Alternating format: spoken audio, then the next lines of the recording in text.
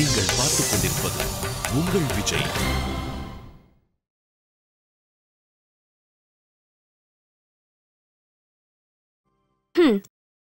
இந்த அளவுக்கு ஆன பின்னாடி அவர் மட்டும் எப்படி சொல்லி கொடுப்பாரு சொல்லுங்க?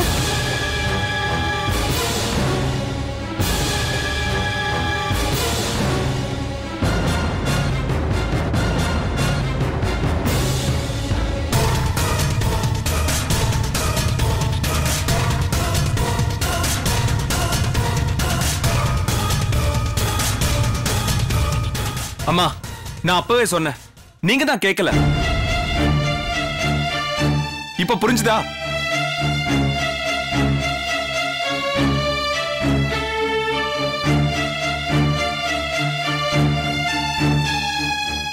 ராம், எப்படிப்பட்டவங்களா இருந்தாலும் எல்லா விஷயத்தையும் ஒரே நாள்ல கத்துக்க முடியாது. பிரியா, நீ நினைச்சதை சாதிச்சிட்டியா? ஐயோ அத்தை, நான் ஒண்ணு அவளை பத்தி எந்த குறையும் சொல்லல. இங்க நடந்ததா சொன்னேன். இப்ப பாருங்க, நான் யாரோட உதவியும் இல்லாம வெஜிடபிள் புலாவ் பண்ணி பரிமாறிட்டு இருக்கேன். ஆமா ஆமா, ரொம்ப நல்லா கத்துக்கிட்டேன். அத்தை, வேணும்னா சாப்பிட்டு பார்த்து சொல்லுங்க அத்தை. சரி, அதையும் பார்க்கலாம்.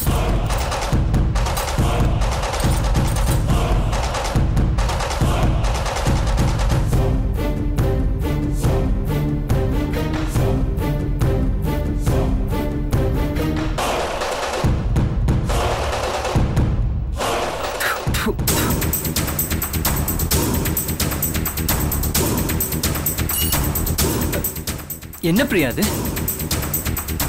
எதுவுமே வேகல, எல்லாமே அரிசி அரிசியா இருக்கு. அவ்வளவு பெருமையா பேசுன, சாப்பிட்டு பாரு. சாப்பிடு.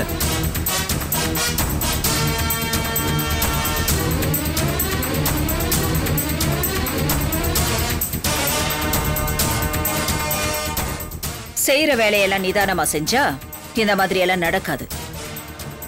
நானும் நிதானமா தான் அத்தை செஞ்சேன். ஆனா ஏன் இப்படி ஆச்சுன்னு தெரியல. பிரியா, உனக்கு செய்ய வரலனா அண்ணிட்ட கொடுத்து செய்ய சொல்லு. இப்ப பாரு, யாராலையும் சாப்பிட முடியல. இவளோட உதவிய கேட்டதுனால தானே இப்படி ஆச்சு. அத்தை, ஒரு அரை மணி நேரம் வெயிட் பண்ணுங்க, நான் வேற ஏதாவது செஞ்சு கொண்டு வரேன். வேணாம் வேணாம் வேணாம், நானே பண்றேன். மறுபடியும் நீ இதே மாதிரி தான் செஞ்சு கொண்டு வருவ. எங்களால காத்திருக்க முடியாது. சீதா, நீயே போய் ரெடி பண்ணு. இல்ல அத்தை, நான் பண்ண தப்ப நானே சரி பண்றேன். நான் இப்படியே இருந்தா என்னால ஒண்ணுமே கத்துக்க முடியாது. எந்த விஷயமும் கத்துக்காம இருக்க நான் ஒன்னும் சீதா கிடையாது. பிரியா, நீ சொன்ன மாதிரி நான் சீதாவை இப்படியே விட்டுற மாட்டேன். இவளை கண்டிப்பா நான் படிக்க வச்சே தீருவேன்.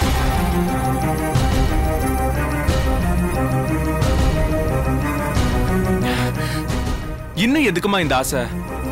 வீட்டுக்கே வந்து வாத்தியார் சொல்லி கொடுத்த பின்னாடியும் இவ கத்துக்கல. இன்னும் வேற என்ன பண்ண போறீங்க?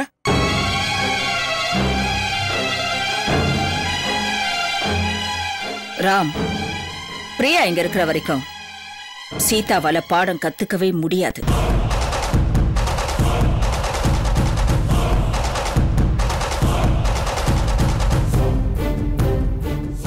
சோ அதுக்கு வேற ஏற்பாடு பண்ணி சீதாவை படிக்க அனுப்ப போறேன்.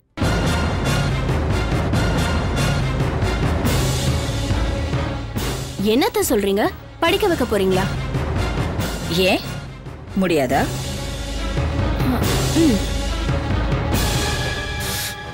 இங்கேயே படிக்காதவ அங்க போய் என்ன பண்ண போறா? அங்க போயும் நம்ம குடும்ப மான மரியாதைய வாங்க தான் போறா. ராம், என்னடா பேசுற நீ? நீ அவளுடைய புருஷன். எல்லாரையும் விட நீதான் அவளுக்கு சப்போர்ட் பண்ணணும். அதை விட்டுட்டு அவ படிக்க போறதுக்கு முன்னாடி இப்படி பேசுற? இங்க பாரு, சித்ரா சொன்ன மாதிரி சீதா படிக்க போவா. அதுக்கு நாங்க எல்லாரும் ஒத்துழைப்போம். நீ என்ன சொல்ற சுமித்ரா? நீங்க சொன்ன சரிதான் அத்தை. சீதா நல்லா படிக்கணும், அதான் என் ஆசை. என்னோட ஓட்டம் அன்னிக்கு தான்.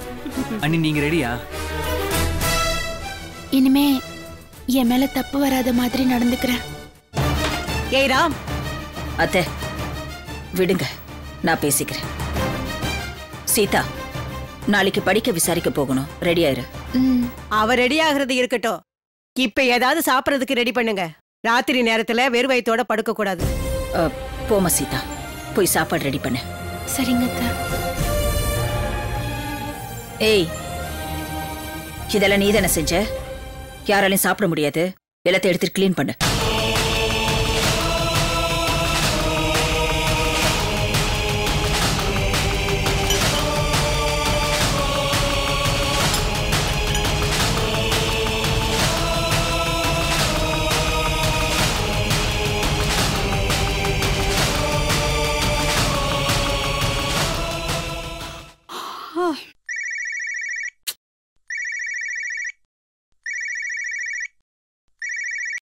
பிரியா, இப்பவும் சந்தோஷமான விஷயத்த சொல்லத்தானே போன் பண்ண? சந்தோஷமான விஷயம் இல்லம்மா, சங்கடப்பட வேண்டிய விஷயம். சங்கடப்படுற அளவுக்கு என்னாச்சு? சீதாவோட படிப்பை நிறுத்திட்டோன்னு சந்தோஷமா இருந்தோம்ல. ஆமா, இப்போ அந்த சித்ரா தேவி மறுபடியும் அவளை படிக்க வைக்கிறதா சொல்றா. மறுபடியும் படிக்க வைக்கிறேன்னு சொல்றாளா? ஆமாமா, படிக்கிறதுல கவனம் செலுத்தாம வீட்டு வேலையில கவனம் செலுத்துறான்னு அவளை வெளியே அனுப்பி படிக்க வைக்கிறதா இருக்காங்க. இப்ப என்னமா பண்றது? கவலைப்படாத, அவளுக்கு படிப்பு ஏறவே ஏறாது. அங்கேயும் திட்டு வாங்கிக்கிட்டு வீட்டுக்கு வரதான் போறா. அத பார்த்து அந்த சித்ரா தேவி சீதா விஷயத்துல நாம தோத்துட்டோன்னு அவமானத்துல தலை குனிஞ்சு நிக்கத்தான் போறா. அப்புறம் எப்பவுமே சீதா விஷயத்துல அவ சப்போர்ட் பண்ணவே மாட்டா. நீதான் அந்த வீட்டுக்கு மகாராணி ஆவ போற. இப்படிதான் நடக்கணும் எந்த நம்பிக்கையிலமா சொல்ற? நான் அவளை எத்தனை வருஷமா பாத்துக்கிட்டு இருக்கேன். சம்பந்தம் இல்லாம யாராவது ஒருத்தர் வந்துட்டா அவங்க கூட பேசுறதுக்கே அவ பயப்படுவா. இப்ப யாரோ ஒருத்தர் சொல்லி கொடுத்து அவ படிக்க போறாளா? நீ எதுக்கும் கவலைப்படாதமா. சரிம்மா. சரி, நீ என்ன செய்யணும் ஞாபகம் இருக்குல்ல?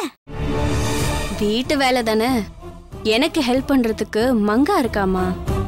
ஐயோ, எல்லா வேலையும் அவளையே செய்ய சொல்லாத. நீயும் கொஞ்சம் செய், அப்பதான் வேலையை கத்துக்க முடியும். சரிம்மா, ட்ரை பண்றேன். Good night. விஷயத்தெல்லாம் கேட்டுக்கிட்டு குட் நைட்டா? பாவம் பார்த்தாலும் இப்படிதான்.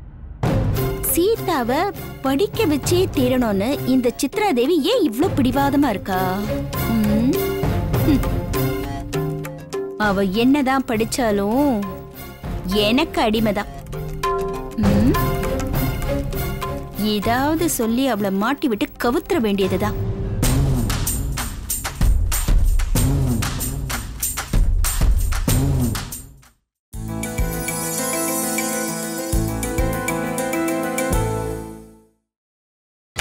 நீங்கள் பார்த்துக் கொண்டிருப்பது உங்கள் விஜய்.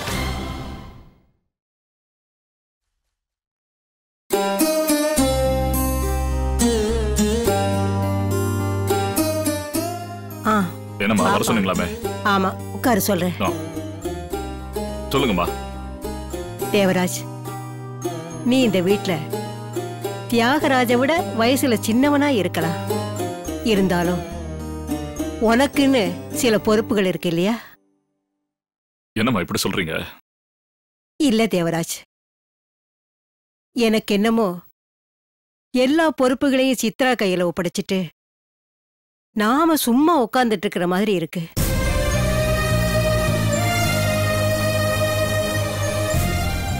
இப்போ ராம் சீதா விஷயத்துல அவங்க 2 பேரையும் ஒன்னா சேர்த்து வைக்கணுங்கிறதுக்காக சித்ரா ரொம்ப கஷ்டப்படுறா. அதுல நாம அவளுக்கு எந்த உதவியும் பண்ணல. ஆனா இப்ப சித்ரா சீதாவை படிக்க வைக்கணும்னு நினைக்கிறா. அதனால நாம எல்லாரும் சேர்ந்து அவளுக்கு முழு ஒத்துழைப்பு கொடுக்கணும். சரியா? இத நான் ஏன் உன்கிட்ட சொல்றேன்னா, தியாகராஜ் இப்ப இங்க இல்ல. அதனால எல்லா விஷயத்தையும் நீ தான் எடுத்து நடத்தணும். கண்டிப்பாமா. சீதாக்கு இந்த விஷயத்துல நாம எல்லாரும் நம்மளால முடிஞ்ச ஹெல்ப் பண்ணுவோம்.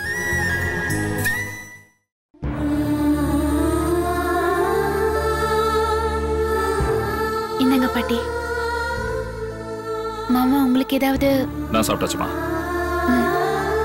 சீதா ஒரு நிமிஷம். ராம் உன்னை திட்டதை நினைச்சு நீ வருத்தப்படுறியா? இதெல்லாம் கொஞ்ச நாளைக்குதாம்மா. நீ மட்டும் படிச்சிட்டேன்னா அவன் உன்னை சுத்தி சுத்தி வருவான்.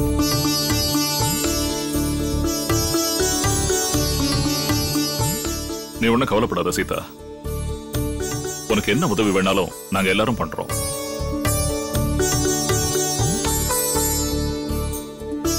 நான் இந்த வீட்டுக்கு வந்ததுல இருந்து நீங்க எல்லாரும் என் பக்கம் இருக்கீங்க. ஆனா என் வீட்டுக்காரர் மட்டும் இல்ல.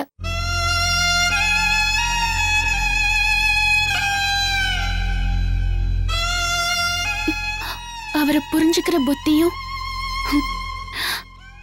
எனக்கு இல்ல. சீதா, நீ அத பத்தி கவலைப்படாத. நாளைக்கு உனக்கு முக்கியமான நாள். எல்லாமே மாறும்.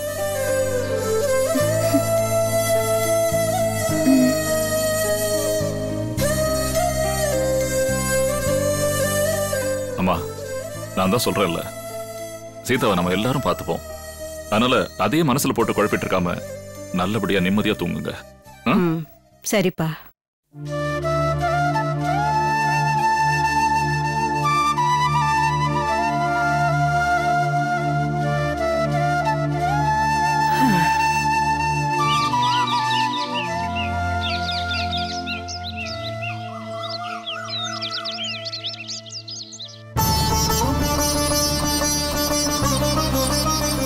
கடவுளே, என் அத்தை என்ன வெளியில அனுப்பி படிக்க வைக்கணும்னு நினைக்கிறாங்க. இதுவரைக்கும் எனக்காக அவங்க எடுத்த எல்லா முயற்சியுமே என்னால தோத்து போயிடுச்சு. இனிமே அப்படி நடக்க கூடாது. என்ன ஆசீர்வாதம் பண்ணி அனுப்பு.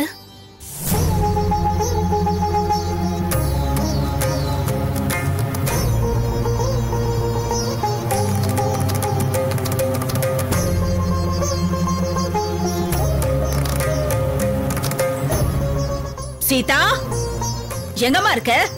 போலாமா? இது வரே அத்தை. அம்மா, இப்பவும் சொல்றேன், இது வெட்டி வேறையாதான் எனக்கு படுது. விட்டுருங்க. ராம், இந்த தடவை நான் எடுக்க போற முயற்சியில கண்டிப்பா வெற்றி கிடைக்கும். என் மருமக மேல எனக்கு நம்பிக்கை இருக்கு. பாத்தியா, என்ன டியூஷன் கூட்டிட்டு போக அத்தை எவ்வளவு ஆர்வமா இருக்காங்க. அவங்க ஆர்வத்தை, அவங்க ஆசைய நான் நிறைவேற்றணும். அதுக்கு நீதான்ப்பா எனக்கு துணையா இருக்கணும்.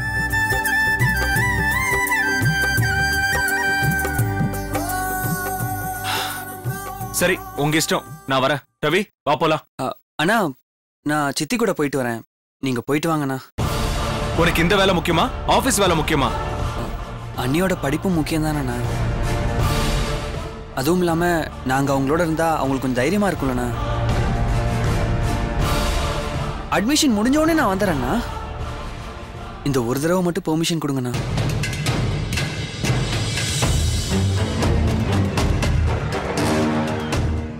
சித்தி, நீங்களாவது சொல்லுங்க சித்தி. ராம், நீதான் வரமாட்டேங்கிற. ரவியாவது வரட்டுமே. சித்ரா, அவனை எதுக்கு கேக்குற? நீ கூட்டிட்டு போ.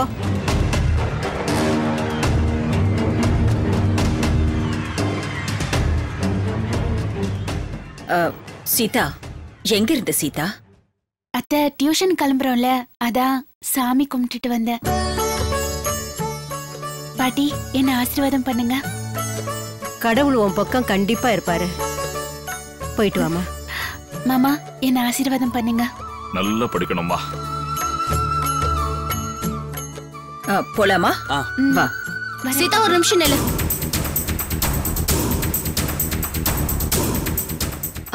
Sita, all the best. இதை சொல்றதுக்காக தான் நீ கூப்பிட்டியா? ஒரு இடத்துக்கு கிளம்பும் போது இப்படி அபசகனமா கூப்பிடுறியே, இது உனக்கே நல்லா இருக்கா? வா.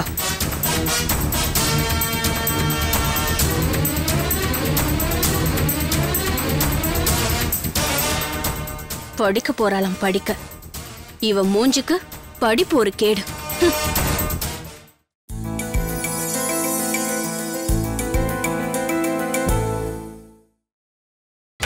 நீங்கள் பார்த்துக் கொண்டிருப்பது உங்கள் விஜய்.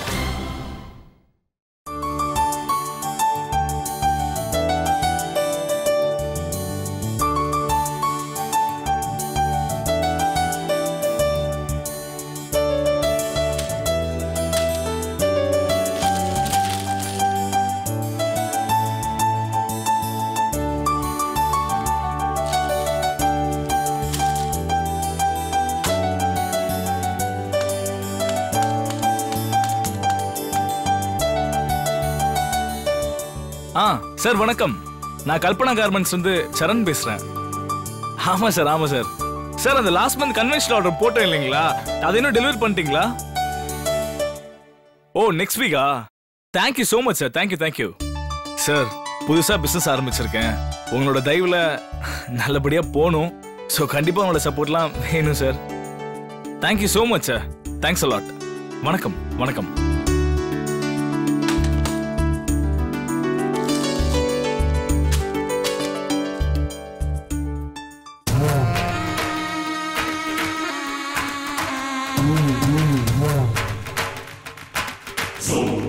கணக்கு வழக்கு பார்த்துட்டு இருக்கியா? இப்ப பாரு உன் கணக்கு எப்படி மாத்துறேன்னு. நீ கல்லா கட்டுற பணத்தை எல்லாம் எண்ணி எண்ணி கல்பனா கிட்டேயே கொடுத்துக்கிட்டு இருக்க. என்ன கண்டுக்கவே மாட்டேங்கிற.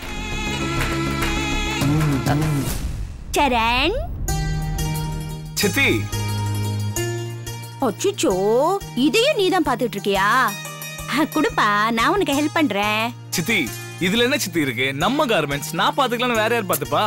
அப்படி இல்லப்பா, நீ சரக்கு வாங்கிட்டு வரதுக்காக அங்க எங்கன்னு அலைஞ்சுக்கிட்டு இருக்க. அப்படி இருக்கும்போது இந்த டென்ஷன் உனக்கு எதுக்கு? குடுப்பா, இதெல்லாம் நான் பாத்துக்கிறேன். நீ போய் அந்த வேலையை பாரு. போ. ஓகே சரி, பாத்து பாருங்க. கடவுளே.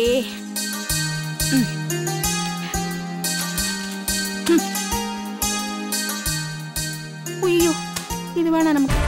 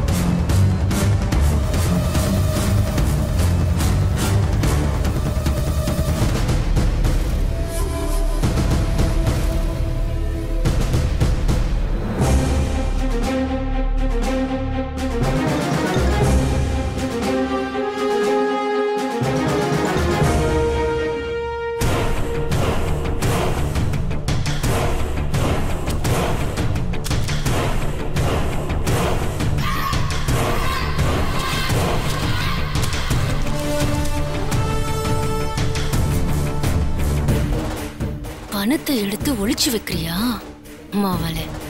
அதை எப்படி வெளியில கொண்டு வரணும்னு எனக்கு தெரியும்.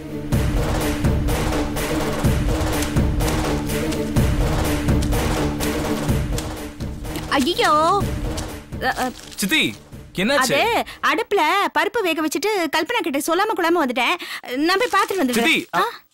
இல்லப்பா, அது அப்படியே அடிபிடிச்சுக்கோ. நான் போய் பாத்துட்டு வந்துடுறேன்.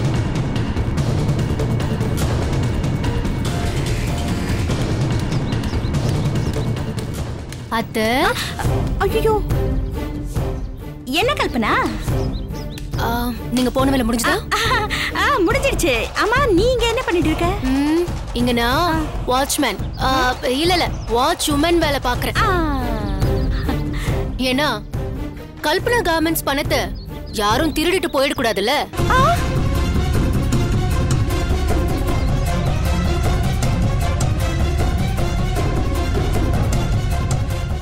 ஐயோ அத்தை, நான் வந்த விஷயத்தை விட்டுட்டு வேற ஏதோ பேசிட்டு இருக்கேன். சக்கரை காலி ஆயிடுச்சு, கடைக்கு போகணும், பணத்தை கொடுங்க. பணமா? என்கிட்ட எங்க இருக்கு? கடையில தான் இருக்கும். உன் புருஷன் கிட்ட கேளு. நீ கேட்டாலும் அவன் தரமாட்டான். ஐயோ அத்தை, நான் கடையோட பணத்தை கேட்கல, உங்ககிட்ட இருக்கிற பணத்தை கேக்குறேன். தாங்க. என்கிட்ட எங்க இருக்கு? என்கிட்ட இல்லம்மா. இல்ல? என்கிட்ட இல்ல. அப்போ நிஜமாவே உங்ககிட்ட பணம் இல்ல? என்கிட்ட பணம் ஏதுமா? என்கிட்ட இல்ல. அப்போ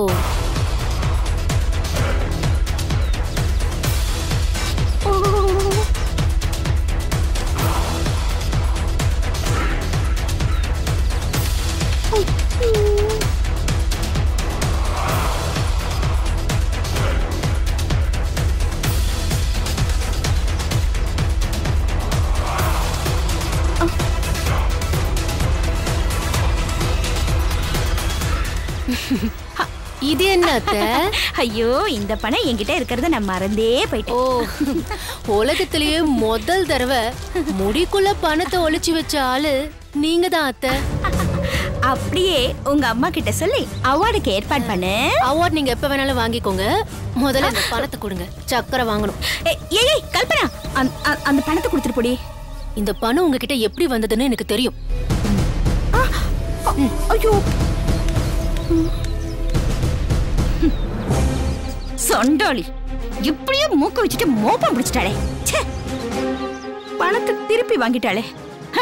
இருக்கட்டும் இருக்கட்டும், 1000 ரூபாயை பிடிங்கிட்டு போறேன். உங்ககிட்ட இருந்து 10,000 ரூபாயை பிடுங்குறேடி.